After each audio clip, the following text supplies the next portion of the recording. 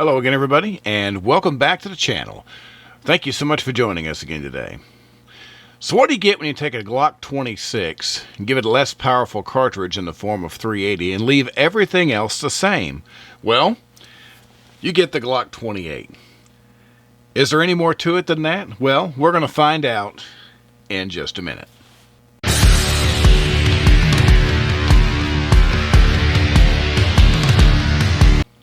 Alright, once again, welcome back everybody. Thanks for being with us.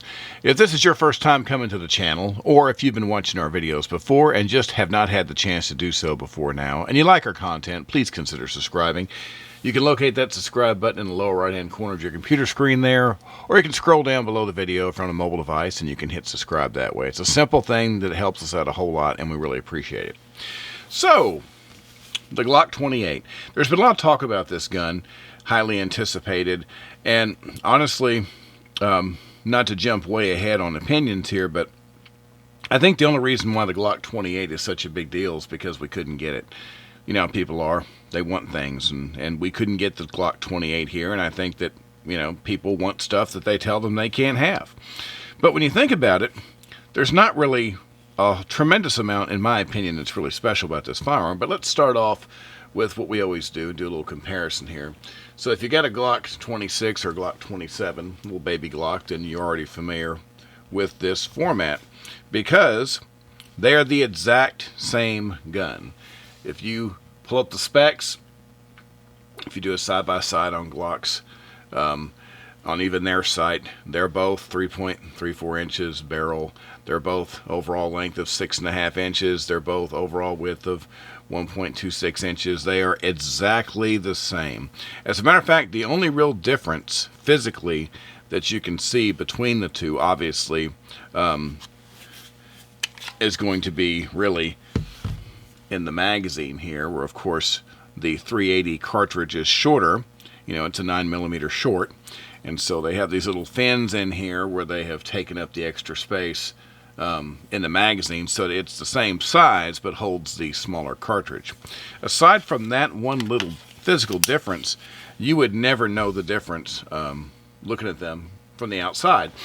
So if you've carried a Glock 26 or Glock 27 before, well, a lot of what you need to know, you already know because they're the exact same size. Obviously, the weight's going to be slightly less because the 380 cartridge weighs a little bit less than 9mm. So when you do have the weapon with a loaded magazine, it's going to weigh a little over an ounce or so less than the Glock 26. But that gives you a pretty good idea what it's going to be like to carry this as far as the weight and the size. Alright, we're going to jump right into the features here, but before we do, I want to take a moment to thank our friends over at Don's Weaponry for providing us this beautiful example of the Glock 28 for our tabletop review today. Don's Weaponry is a huge supporter of firearm safety and education, and we can't thank them enough. So, we'll do our customary safety check here, remove our magazine, and you can see that we have nothing in the chamber. We are clear, and we are clear. So, alright, so this is a standard setup for a Glock pistol. Nothing overly exciting. You have your standard little U-notch white rear sight and your white dot on the front. Absolutely nothing wrong with this sight setup. I have a couple of Glocks that I haven't changed the sights on, although not many, and I still use this sight all the time, and it's fine. I prefer something that has some sort of night capability, and or even a fiber optic sight, because I just think they show up better overall. But for just basic shooting, this is fine. Obviously, you have your standard rear serrations here. On something like this, you do not have any kind of a rail, obviously. To me, this smaller guns don't really lend themselves to that anyway. I would never add stuff like that to a carry gun, but that's just me. I know people that do, and they're very happy with it. But to me, when you're going for small, I like to keep it small. Standard size trigger guard. Of course, to take this down, you have your little tabs here on either side, just like any Glock. You pull it back, you pull those down, then you can just slide the whole works forward, and of course your rod and your spring and your barrel can come out from there. So that's all there is to it there. Of course, you got your slide lock and release, just like any other Glock. And of course, you have your magazine release here. These aren't too big, and I notice on these baby Glocks, you do kind of have to get on that to get a release. Takes a little bit of effort. That's not too bad. And then, of course, the trigger pull. To me, a Glock trigger is a Glock trigger. Having owned many Glocks over many different generations of Glocks, they just don't really feel like they're any different than they ever have been to me. Like I said, this is no exception. Glock trigger, you've got kind of a little spongy area right here in the beginning, and then you've got just a short, very short stroke, and I get anywhere from 5 to 6 pounds on these Glock triggers. They vary a little bit between models, but they all feel pretty much exactly the same. And for my Glocks, once I've gotten a few boxes of ammo through them, to me they tend to shoot, like any gun, they tend to shoot a little bit better after all the parts have kind of gotten to know each other. And of course, a couple of good cleanings never hurts with that either.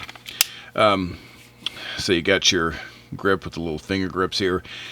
I talk to people about these smaller guns, and as a guy who has, larger hands, I don't like small grips unless they have these finger grooves, because even though I can only get 2 fingers on this grip, there are 2 fingers that are pretty solidly on the weapon. So I don't really feel like that this is an awkward thing at all for me. Those 2 fingers are great. My little HK P30SK is this way. I have a few other guns that are that way. I'm totally fine with this kind of design. And then, of course, the magazine itself, like the Glock 26, this is a 10-round capacity standard.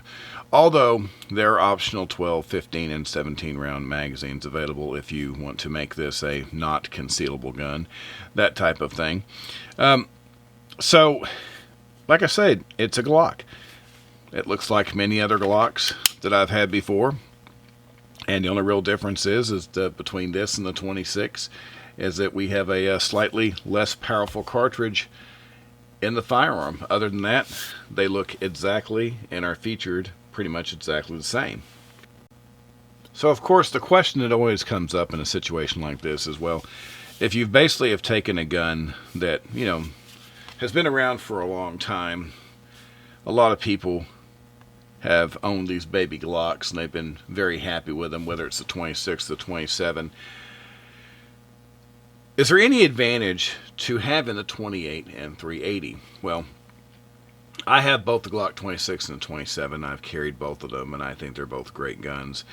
Having this gun in 380, for me, doesn't make any sense, because I don't know why you want to go with a less powerful cartridge. Now, there could be some people that this could make a difference, and the reason I bring this up now, we're talking about the range, is it doesn't have quite the amount of recoil and energy that goes back into your hand as 9mm. Now, it's not a big difference. I've been to the range and I've spent, I've taken, a Glock 42 and shot 2 boxes of ammo through it, and then shot a Glock 43 right behind it. And yes, you can tell there's a slight difference between the recoil of a 380 cartridge versus a 9mm cartridge. But for me, it's not enough to make that big of a difference. I've got pretty strong hands. I can absorb a lot of impact pretty well, and it doesn't feel like it's that big of a deal to me. And on this gun, of course, you have the same frame, slide, everything. And so it does a pretty good job of absorbing the energy, so there's a slight difference in what you will feel. Now, if you're an individual that you feel like the 9mm round is a little too much for you, and there are some people who are that way, we don't need to criticize. There are some people that they want the lightest, most tame thing that they can get while still being able to defend themselves. So if you want a slightly less powerful version of that gun, of say the 26, well, then this might be something that you would be interested in. For me, this would never make any difference, because the slight difference between how this feels between the 9mm, I will never know the difference. So this doesn't make a whole lot of sense for me as a concealed carry gun. But that doesn't mean it doesn't make sense to somebody else. Once again, overall, I really think that the anticipation behind this was just because it's something that we couldn't get here, and I don't really expect to see the 28 just blow up as a really sought after item. But that's just my opinion.